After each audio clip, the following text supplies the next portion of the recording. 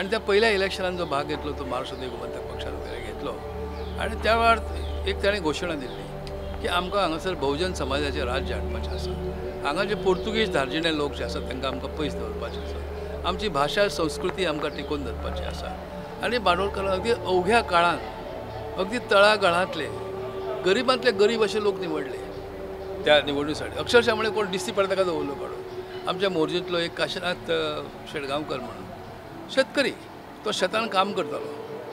त्या वेळार ताका भाऊचें निमंत्रण पावलें की तूं पणजे यो, ताका तिकेट दिली गेली, पेडण्यात दिली। कसणारे जे शेतकरी आहेत तांकां आश्वासन दिलें की तुमकां हांव मालक करतलो ह्या जमनीचो म्हणून, तें आश्वासन दिलें।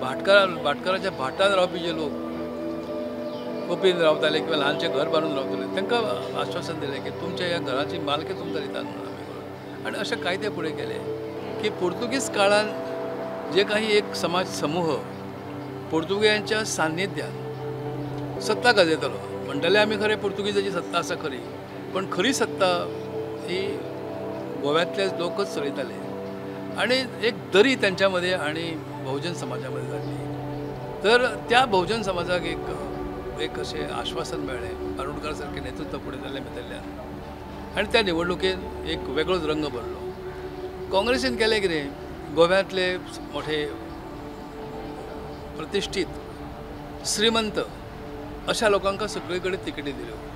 धेंपेक तिकेट दिली, देशप्रभूक तिकेट दिली, हे मोठमोठे जमीनदार। आणि एक तेजी साहजिकच ताचें रिपरकशन अशें जालें की हेच लोक जर आतां सत्तेर जर पावले तर आमचे फुडें कितें जातलें। तर खूब आतां कितें सांगतलो, आतां कोण जात हाडटा, कोण धर्म हाडटा, कोण पयशांचो प्रश्न हाडटा, वर्तमानपत्रांतल्यान जायरातबाजी जाता मोठमोठी, लक्षावधी रुपयांची उलाढाल आतां जाता।